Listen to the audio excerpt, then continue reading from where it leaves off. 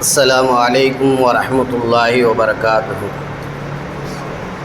قال رب اشرح لي صدري ويسر واحلل عقدة من لساني يفقهوا قولي.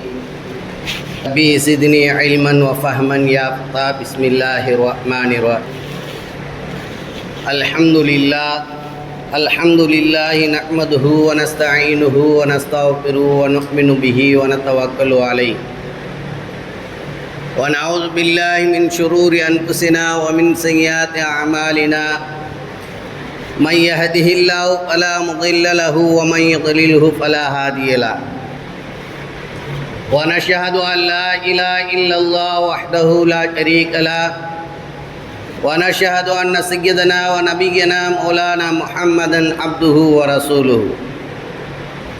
أما بعد، فقد قال الله تعالى في القرآن العظيم والفرقان المجيد: أعوذ بالله من الشيطان الرجيم بفضل بسم الله الرحمن الرحيم. ومن شر حاسد إذا حسد. صدق الله العظيم. وقال نبينا صلى الله عليه وسلم: إياكم والحسد فإن الحسد يأكل الحسنات كما تأكل النار والحطب أو كما قال عليه الصلاة والسلام. اللهم صل على محمد وعلى آل محمد كما صليت على إبراهيم وعلى آل إبراهيم إنك حميد مجيد. اللهم بارك على محمد وعلى آل محمد كما باركت على إبراهيم وعلى آل إبراهيم إنك حميد مجيد. இந்த உலகத்தில் உள்ள அனைத்து ஜீவராசிகளையும் படைத்து பரிபாலிக்கூடிய ஏக அல்லாஹ்வுக்கே எல்லா புகழும் உரித்தாகட்டுமாக. இப்படிதான் வாழ வேண்டும், இப்படிதான் நடக்க வேண்டும், இப்படிதான் பேச வேண்டும் என்று கற்றுக் கொடுத்த நம்முடைய நாயகம் ஸல்லல்லாஹு அலைஹி வஸல்லம் அவர்களின் மீதும், அவர்களுடைய சொல்லை செயலை அப்படியே பின்பற்றி வாழ்ந்திய சத்திய சஹாபாக்கள், தாபீன்கள், தபா தாபீன்கள், குறிப்பாக இந்த ஜும்மா தொழுகைக்கு வருகை தந்திருக்கும் நம் அனைவரின் மீதும் அல்லாஹ்வுடைய சாந்தியும் சமாதானமும் என்றென்றும் நிலவட்டுமாக. ஆமீன். கண்ணியத்துக்குரியவர்களே, அல்லாஹ்வின் நல்லடியார்களே, நாம் முதலில் பயான் செய்வதற்கு முன்பாக எப்போதும் சொல்லக்கூடிய விஷயம்தான்,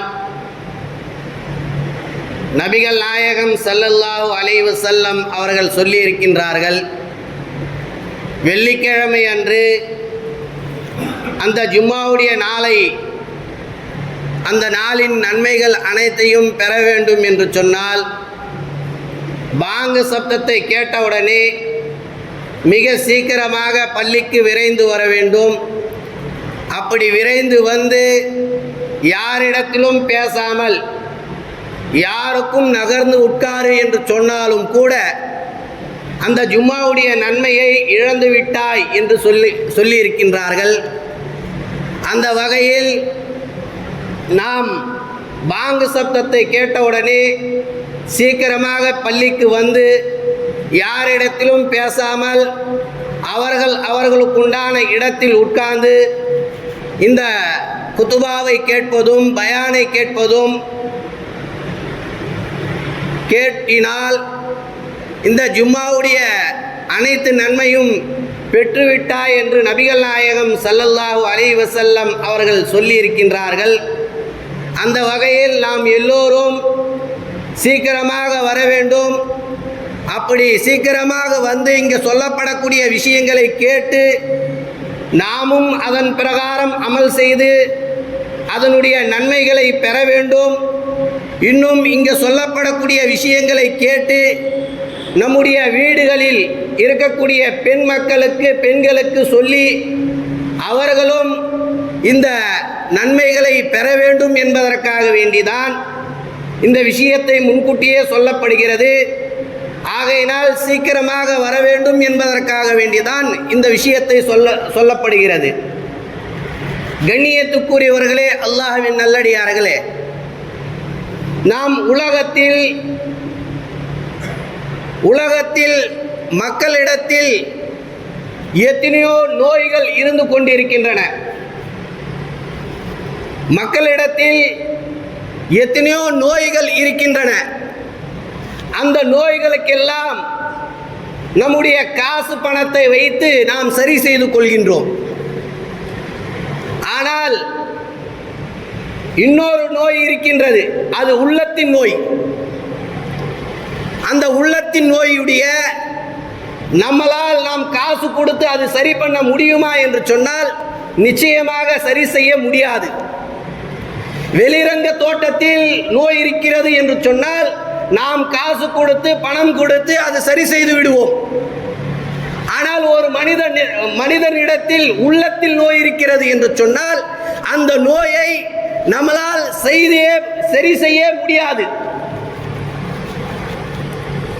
அந்த நோய் எது என்று சொன்னால் பொறாமை என்ற நோய். பொறாமை என்கின்ற குணம், இந்த குணம், இந்த பொறாமை என்ற நோய் மனதில் ஒரு மனிதனிடத்தில் வந்துவிட்டது என்று சொன்னால் அவன் அனைத்து நன்மைகளும் இழந்து விடுகின்றான். நபி ஸல்லல்லாஹு அலைஹி வஸல்லம் அவர்கள் சொல்லி காட்டுவார்கள், ஈயாக்கும் வல் ஹஸத ஃபைனல் ஹஸத யஅகுலுல் ஹஸனாத்தி கமா தஅகுலுன் நார வல் ஹதப. உங்களுடைய நன்மைகளை நீங்கள் பாதுகாக்க வேண்டும். உங்களுடைய நன்மைகளை நீங்க அழிக்க விடக்கூடாது. உங்களுடைய நன்மைகளை எதை அழிக்கும் என்று சொன்னால் இந்த பொறாமை என்கின்ற இந்த நோயினால் அழிந்து போய்விடும். எப்படி என்று சொன்னால், ஒரு நெருப்பு இருக்கிறது என்று சொன்னால் அந்த நெருப்பில் ஒரு கட்டையை, ஒரு விறகு கட்டையை தூக்கி போட்டால் அது எப்படி எரிந்து சாம்பிலாகி விடுமோ அது போன்ற இந்த பொறாமை என்ற குணம் நம்மிடத்தில் வந்துவிட்டது என்று சொன்னால் நாம் செய்யக்கூடிய அனைத்து நன்மைகளும் அது போன்று பொசுக்கிவிடும் என்று நபி ஸல்லல்லாஹு அலைஹி வஸல்லம் அவர்கள் சொல்லி காட்டுகின்றார்கள். அப்ப இந்த பொறாமை என்ற அந்த குணம் நம்மிடத்தில் வரவே கூடாது. பொறாமை என்றால் என்ன? பொறாமை என்று சொன்னால் ஒரு மனிதனிடத்தில் அதிக பணம், வசதி, வாய்ப்பு எல்லாமே இருக்கின்றது. அதை பார்த்து நாம் பொறாமைப்படுகின்றோம். அதற்கு பெயர்தான் பொறாமை. ஒரு மனிதனிடத்தில் அதிக பண வசதி, அவன் வசதியாக இருக்கிறார் என்று சொன்னால் அந்த வசதியை பார்த்து, அந்த பணத்தை பார்த்து நாம் நம்மளுடைய மனதிற்குள் நோவினை வருகிறது அல்லவா? அதுதான் பொறாமை என்று சொல்லப்படுகிறது. அந்த வசதி வாய்ப்பு யார் கொடுத்தான்? அல்லாஹ் கொடுத்தான். அவர்களுக்கு முன்னதாகவே கொடுத்து விட்டான், நம்மவர்களுக்கு பின்னாடியும் கொடுப்பான் என்ற அந்த ஒரு எண்ணம் வர வேண்டும் தவிர, ஆனால் அவனுக்கு பண வசதி வந்துவிட்டதே என்ற அந்த பொறாமை குணம் வரவே கூடாது. அந்த பொறாமை குணம் வந்துவிட்டது என்று சொன்னால் நாம் தொழுதாலும் கூட, ஜகாத்து கொடுத்தாலும் கூட, ஹஜ் செய்தாலும் கூட அத்தனை நன்மைகளும் அழிந்து போய்விடும். எப்படி நெருப்பில் விறகு கட்டை போட்டால் எப்படி பொசுங்கி விடுமோ, அழிந்து விடுமோ, அது போன்று நம்முடைய நன்மைகளை, எத்தனை நன்மைகளை செய்தாலும் கூட அதை போன்று பொசுங்கி போய்விடும். கண்ணியத்துக்குரியவர்களே, அல்லாஹ்வின் நல்லடியார்கள், அப்ப நாம் என்ன செய்ய வேண்டும்? நம்முடைய உள்ளத்தில் பொறாமை என்ற குணம் வந்துவிடவே கூடாது. ஹசத் என்ற அந்த பெரும் பாவம் நம்முடைய மனதில் கொஞ்சம் கூட வரவே கூடாது.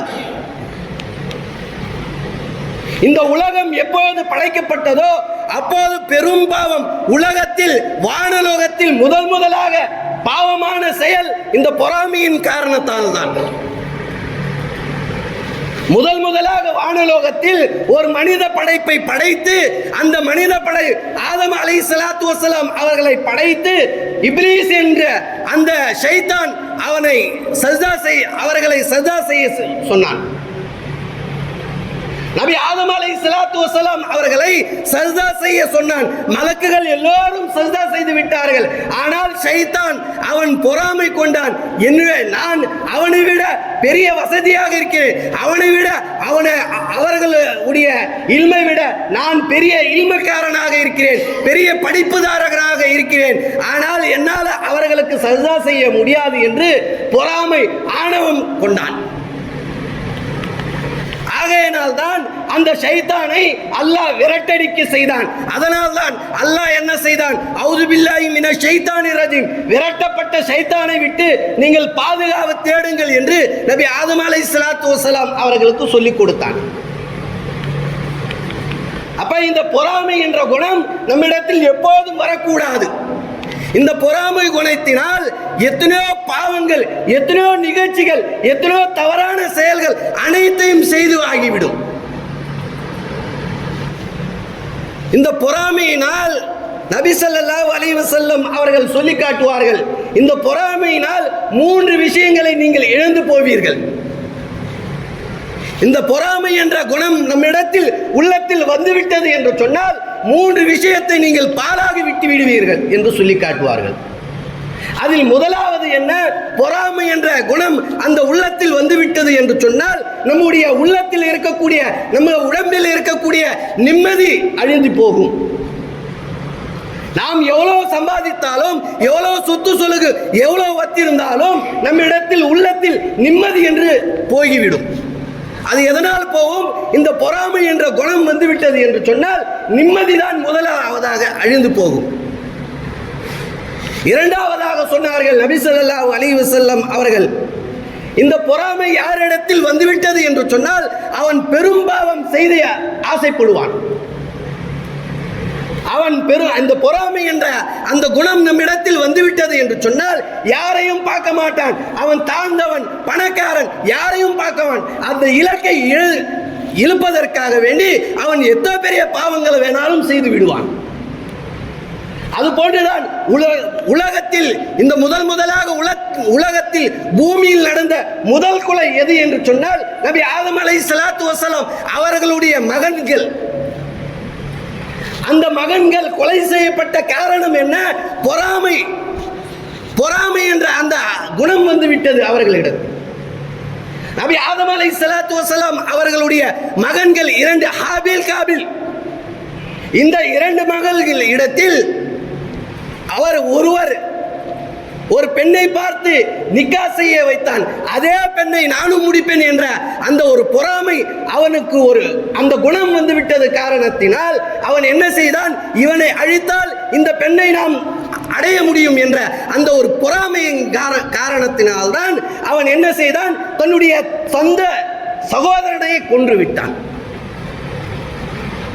அப்ப முதலாவதாக பொறாமை என்ற குணம் உள்ளத்தில் வந்துவிட்டது என்று சொன்னால் முதலாவதாக எது அழிந்து போகும்? நிம்மதி அழிந்து போகும். இரண்டாவதாக பெரும் பாவங்களை செய்ய சொல்லும்.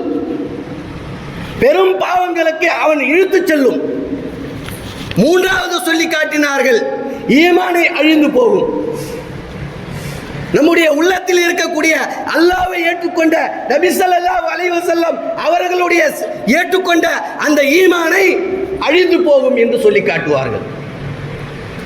கண்ணியத்துக்குரியவர்களே, அல்லாஹ்வின் நல்லடியார்களே, அப்ப நாம் என்ன செய்ய வேண்டும்? நம்முடைய உள்ளத்தில் இருந்து ஹசத் என்ற அந்த பொறாமை குணம் நீக்கிவிட வேண்டும். அது இருந்தால் இத்தோ பெரிய பெரிய பாவங்கள் எல்லாம் செய்ய சொல்லும். நபி ஸல்லல்லாஹு அலைஹி வஸல்லம் அவர்கள் சஹாபாக்கள் மத்தியில் பேசிக் கொண்டிருப்பார்கள். இதே போன்று பள்ளிவாசலில் உட்கார்ந்து சஹாபாக்கள் கூட உட்கார்ந்து பேசிக் கொண்டிருக்கின்றார்கள். அப்படி பேசிக்கொண்டு இருக்கும்போது பேசிக்கொண்டே இருக்கின்றார்கள். சஹாபாக்கள் இடத்தில் சொல்லி காட்டுகிறார்கள், இப்போது ஒரு மனிதர் உள்ளே வருவார். இந்த உலகத்திலே சொர்க்கவாசியை நீங்க பார்க்கணுமா? சஹாபாக்களிடத்தில் நபி ஸல்லல்லாஹு அலைஹி வஸல்லம் அவர்கள் கேட்கிறார்கள், இந்த உலகத்திலேயே சொர்க்கவாசி என்ற அந்த நபரை நீங்கள் பார்க்க வேண்டுமா என்று கேட்கிறார்கள். ஆம் யா ரசூலுல்லாஹ், காட்டுங்கள் என்று சஹாபாக்கள் சொல்கிறார்கள். அப்போது நபி ஸல்லல்லாஹு அலைஹி வஸல்லம் அவர்கள் சொல்லி காட்டுகின்றார்கள், இப்போது ஒரு நபர் உள்ளே வருவார், அவர்தான் சொர்க்கவாசி, நீங்கள் பார்த்துக் கொள்ளுங்கள் என்று நபி ஸல்லல்லாஹு அலைஹி வஸல்லம் அவர்கள் சொல்லி முடித்தவுடனே ஒரு நபர் உள்ளே வருகிறார், ஒரு சஹாபி உள்ளே வருகிறார். உடனே அந்த சஹாபியை எல்லா சஹாபாக்களும் மேலும் கீழும் பார்க்கிறார்கள். என்ன அப்படி இவர் நன்மையான காரியம் செய்து விட்டார், இவரை பார்த்து நபி ஸல்லல்லாஹு அலைஹி வஸல்லம் அவர்கள் சொர்க்கவாசி என்று சொல்லி காட்டுகின்றார்கள் என்று யோசித்து அதே போல உட்கார்ந்து விடுகிறார்கள். அதற்கு பிறகு இரண்டாவது நாளும் நபி ஸல்லல்லாஹு அலைஹி வஸல்லம் அவர்கள் சொல்லி காட்டுகின்றார்கள், இதே போன்று ஒரு நபர் உள்ள வருவார், சொர்க்கவாசி, இந்த உலகத்திலே சொர்க்கவாசி நீங்கள் பார்க்க வேண்டுமா, இப்போது வருகிறார், அந்த நபரை பார்த்துக் கொள்ளுங்கள் என்று நபி ஸல்லல்லாஹு அலைஹி வஸல்லம் அவர்கள் இரண்டாவது நாளையும் சொல்லி காட்டுகின்றார்கள். அதே போன்று அதே நபர் தான், வேற நபர் அல்ல. முதலாவது நாள் எந்த நபர் வந்தாரோ, எந்த சஹாபி வந்தாரோ, அதே சஹாபி இரண்டாவது நாளும் உள்ளே வருகிறார்கள். அதற்கு பிறகு மூன்றாவது நாள் இதே போன்று சொல்லுகிறார்கள், இந்த உலகத்தில் ஒரு சொர்க்கவாசியை நீங்கள் பார்க்க வேண்டுமா என்று சொல்லி கேட்டுவிட்டு இதோ வருகிறார் என்று சொல்லி காட்டினார்கள். அதே போன்று மூன்றாவது நாளும் பார்க்கும் போது அதே சஹாபி தான் உள்ளே வருகிறார்கள். மற்ற எல்லா சஹாபாக்களுக்கும் ஒரு ஆச்சரியம், என்ன அப்படி என்ன இவர் நன்மையான காரியம் செய்கிறார், என்ன நற்செயல் செய்கிறார் என்று அவர்களுக்குள்ளே பேசிக் கொள்கிறார்கள். இந்த சஹாபியை பார்த்து நபி ஸல்லல்லாஹு அலைஹி வஸல்லம் அவர்கள் சொர்க்கவாசி என்று சொல்லிவிட்டார்களே, அப்படி என்ன அவர் நல்ல ஒரு செயல்கள் செய்கிறார் என்று அவர்களுக்குள்ளே பேசிக் கொள்கிறார்கள்.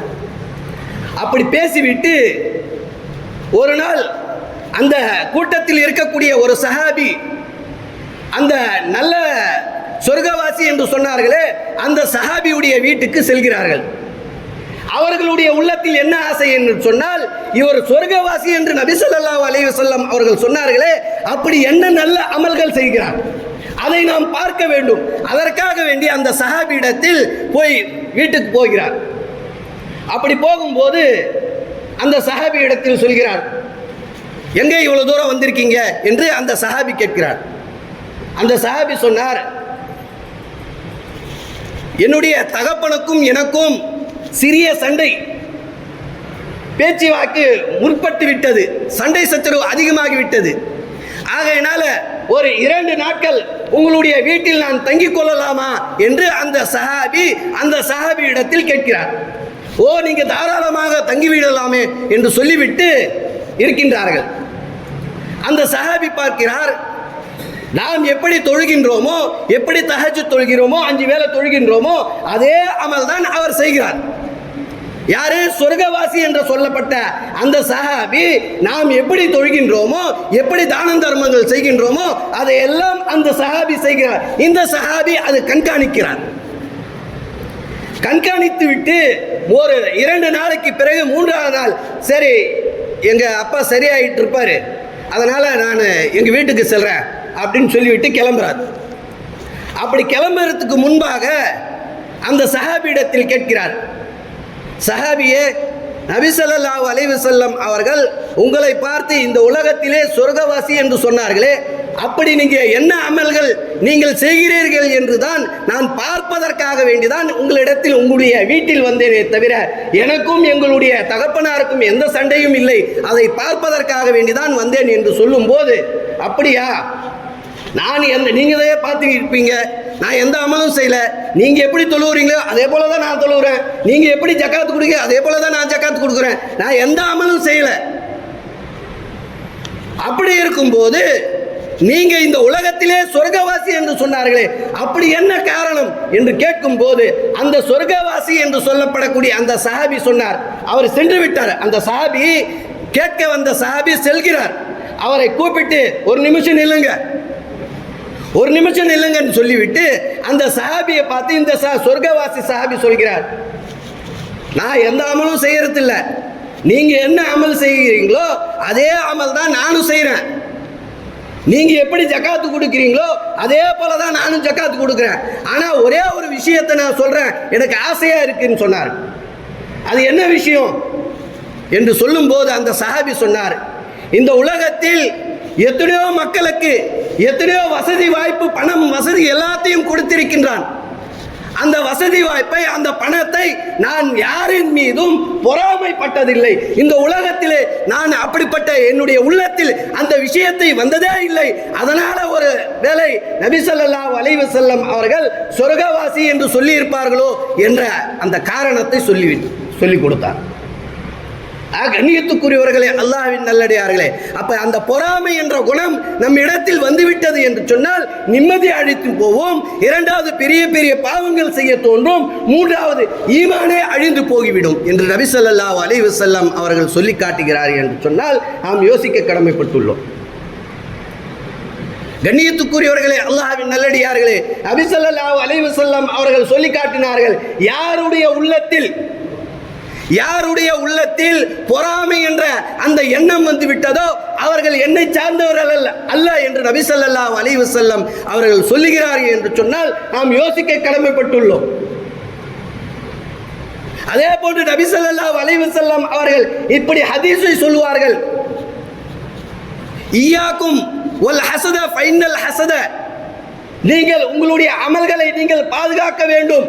அப்படி பாதுகாக்கவில்லை என்று சொன்னால் எப்படி நெருப்பை விறகை தின்று விடுகிறதோ அதை போன்று உங்களுடைய எல்லா அமல்களும் தின்று போய்விடும், பொசுக்கி போய்விடும் என்று நபி ஸல்லல்லாஹு அலைஹி வஸல்லம் அவர்கள் சொல்லி காட்டுகிறார்கள் என்று சொன்னால் நாம் தான் யோசிக்க கடமைப்பட்டுள்ளோம். கண்ணியத்துக்குரியவர்களே, அல்லாஹ்வின் நல்லடியார்களே, இந்த ஈமானை, அதே இந்த பொறாமை என்ற இந்த குணத்தை நாம் நீங்க வேண்டும் என்று சொன்னால் நபி ஸல்லல்லாஹு அலைஹி வஸல்லம் அவர்களுக்கு அல்லாஹ் கற்றுக் கொடுக்கின்றான்.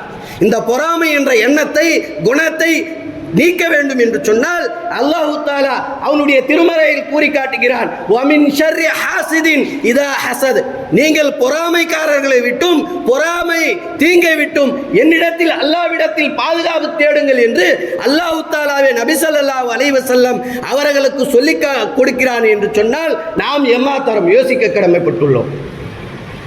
இந்த பொறாமை என்ற குணம் நம்மிடத்தில் எப்போதும் வரக்கூடாது.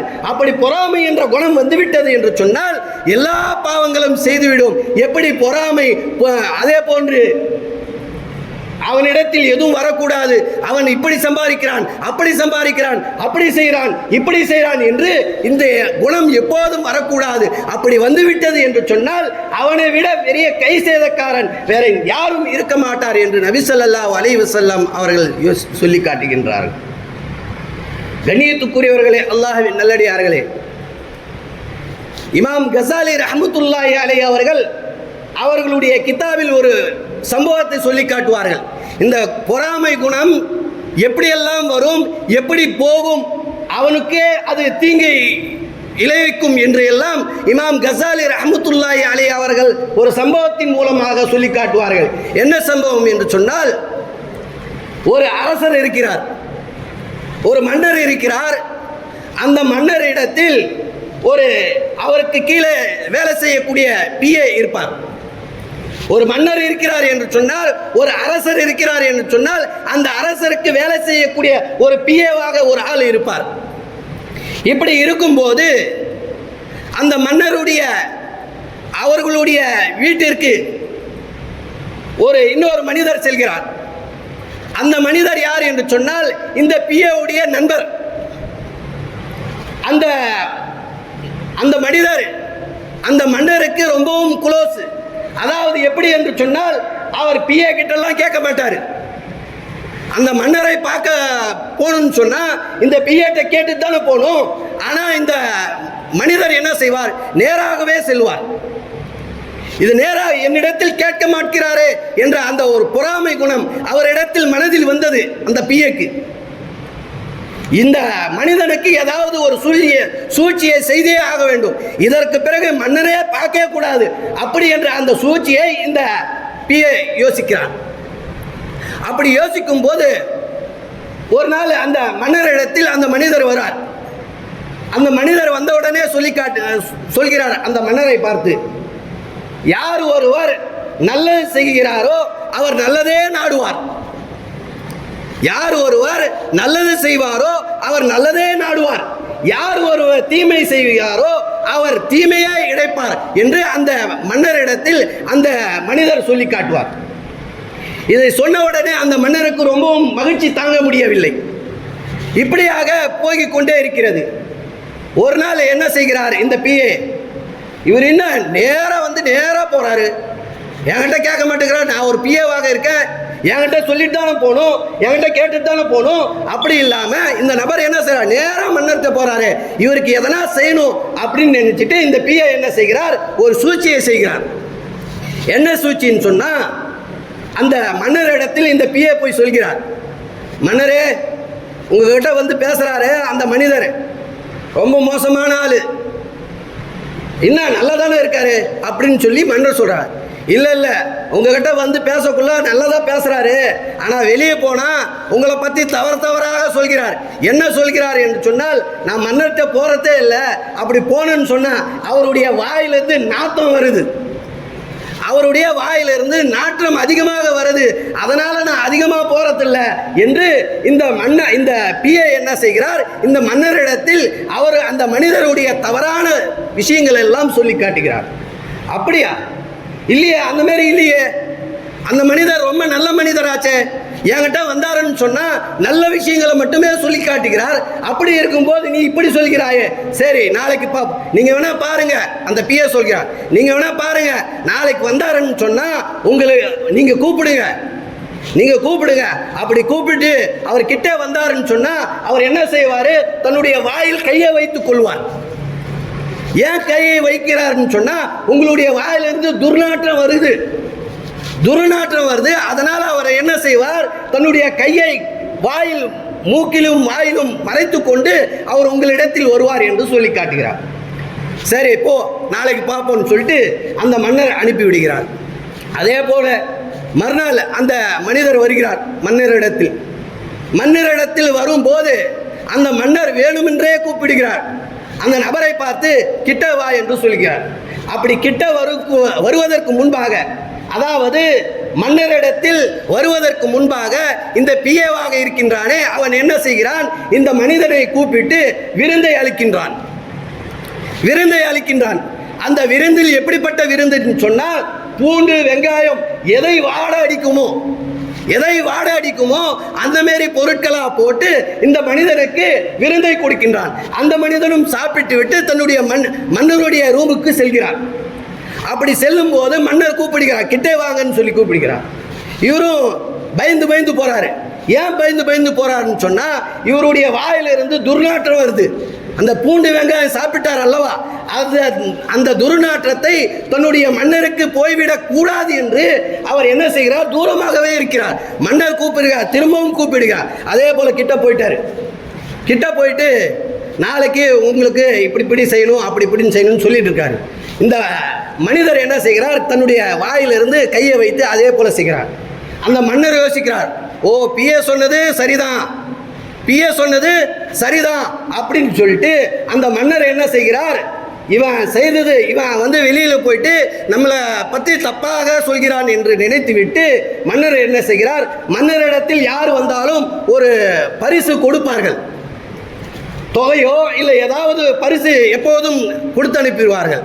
அதே போன்று இந்த மனிதனுக்கு ஒரு பையில் பணம் இல்லை, ஒரு சீட்டில் எழுதி, அந்த சீட்டில் என்ன இருக்கிறதுன்னு சொன்னால், இந்த மனிதன் இந்த பையை, அதாவது இந்த கீஸ் பையை கொண்டு வந்தார்னு சொன்னால் இந்த மனிதனுக்கு நீங்கள் தூக்கிலிட வேண்டும் என்று அந்த கடிதத்தில் எழுதி அந்த மனிதரிடத்தில் கொடுத்து அனுப்புகிறார். அதே போல் அவர் வாங்கிவிட்டு வெளியே வருகிறார். வாங்கிவிட்டு வெளியே வந்த உடனே இந்த பிஏ பார்க்கிறார், எப்பா அந்த கவர் வந்து எனக்கு கொடுத்துரு, அந்த கவர் வந்து எனக்கு கொடுத்துரு, நான் உனக்கு சாப்பாடெல்லாம் அளித்தேன், விருந்தெல்லாம் அளித்தேன், அதனால் எனக்கு கொடுத்துடு என்று அந்த பிஏ வாங்கிட்டார். அப்படி வாங்கிவிட்டு தன்னுடைய வீட்டிற்கு, அதாவது மக்கள்லாம் இருப்பாங்கள்ல, அவர்களுடைய வேலைக்கு ஆட்கள்லாம் இருப்பார்கள் அல்லவா, அந்த இடத்தில் இந்த கவரை கொண்டு போய் கொடுக்கிறார். இந்த கவரை கொடுத்த உடனே கதவை சாத்தி விடுகிறார்கள். சாத்திவிட்டு, உங்களை இந்த கவரில் என்ன இருக்குதுன்னு தெரியுமா என்று கேட்க, பணம் இருக்கும், பணம் கொடுங்க. மன்னர் கொடுத்து அனுப்பினார். மன்னர் பணம் கொடுத்து அனுப்பல, இந்த கவரை யார் கொண்டு வருகிறாரோ அந்த நபரை தூக்கிலிடவும் என்று எழுதப்பட்டிருக்கிறது. ஐயோயோ அப்படின்னா எனக்கு தேவையில்லை, இந்த கவர் எனது இல்லை வேற ஆளுது என்று சொன்ன உடனே இல்லை இந்த பேச்சுக்கே இடமில்லை, உடனே தூக்கிலிட்டு இந்த விஷயத்தை மன்னருக்கு அனுப்ப வேண்டும் என்று அவர்கள் தூக்கிலிடப்பட்டார்கள். அந்த மனிதர், அந்த பிஏ தூக்கிலிடப்பட்டார். மறுநாள் அந்த மனிதர் மன்னர் வீட்டுக்கு போகிறார். மன்னர் ஆச்சரியமா பார்க்கிறாரு. நான் தான் உன கொல்ல சொல்ல இருந்தேன், ஆனால் இவர் வராருன்னு சொல்லிட்டு கேட்கும்போது அந்த மனிதர் சொன்னார், மன்னரே நீங்கள் கொடுத்தது கரெக்டு தான், அந்த பையை உங்களுடைய பிஏவே வாங்கி விட்டார். என்னுடைய பிஏ வாங்கி விட்டாரா? அப்போ செத்து விட்டாரா? ஆமாம் செத்து விட்டார். அதை தான் நான் சொன்னேன். உங்களிடத்தில் வரும்போது எல்லாம் நான் ஒரு விஷயத்தை சொன்னேன், யார் நல்லது செய்வாரோ அவர் நல்லதாக்கவே படுவார், யார் தீங்கை செய்கிறாரோ அவர் கடைசியில் தீங்கையே முடிப்பார் என்று நான் சொன்னேன் அல்லவா? அதை தான் இப்பொழுது நடந்திருக்கிறது. நான் உங்களிடத்தில் வரும்போது என்னுடைய கையை மூக்கில் மறைத்தேன். எதற்காக என்று சொன்னால் என்னுடைய வாடை உங்களிடத்தில் வரக்கூடாது என்பதற்காக தான் நான் சென்றேன். இவன் தவறாக சொல்லிவிட்டான் என்று அந்த மனிதன் சொல்லி இப்படிப்பட்ட விஷயத்தை சொல்லி காட்டினார்கள். கண்ணியத்துக்குரியவர்களே, அல்லாஹ்வின் நல்லடியார்களே, இந்த பொறாமை என்ற குணம் நம்மிடத்தில் வந்துவிட்டது என்று சொன்னால் நாம் எவ்வளோ நல் அமல்கள் செய்தாலும் கூட, நாம் எவ்வளோ ஜக்காத்துகள் கொடுத்தாலும் கூட, நாம் எவ்வளோ ஹஜ் செய்தாலும் கூட என்ன ஆகிவிடும், நம்முடைய உள்ளத்தில் இந்த பொறாமை என்ற குணம் வந்துவிட்டால் எல்லா அமல்களும் அழிந்து போகிவிடும் என்று நபி ஸல்லல்லாஹு அலைஹி வஸல்லம் அவர்கள் சொல்லி காட்டினார்கள். கண்ணியத்துக்குரியவர்களே, அல்லாஹ்வின் நல்லடியார்களே, இப்படிப்பட்ட இந்த பொறாமை குணத்தை விட்டு நாம் நீங்க வேண்டும் என்று சொன்னால் நபி ஸல்லல்லாஹு அலைஹி வஸல்லம் அவர்கள் ஒவ்வொரு தொழுகைக்கு பிறகும் ஒவ்வொரு நாளும் இந்த குல் அவுது பிரப்பின் நாஸ் என்ற சொல்லப்படக்கூடிய குல் என்று சொல்லப்படக்கூடிய இந்த 3 சூறாக்களை அதிகமாக நீங்கள் ஓதி வந்தால் உங்களுடைய உள்ளத்திலிருந்து பொறாமை என்ற குணம் நீங்கிவிடும் என்று நபி ஸல்லல்லாஹு அலைஹி வஸல்லம் அவர்கள் சொல்லி இருக்கின்றார்கள். கண்ணியத்துக்குரியவர்களே, அல்லாஹ்வின் நல்லடியார்களே, நாம் யார் மீதும் பொறாமை ஏற்படாமல் வல்ல ரஹ்மான் நம் அனைவருக்கும் தௌஃபீக் செய்வானாக.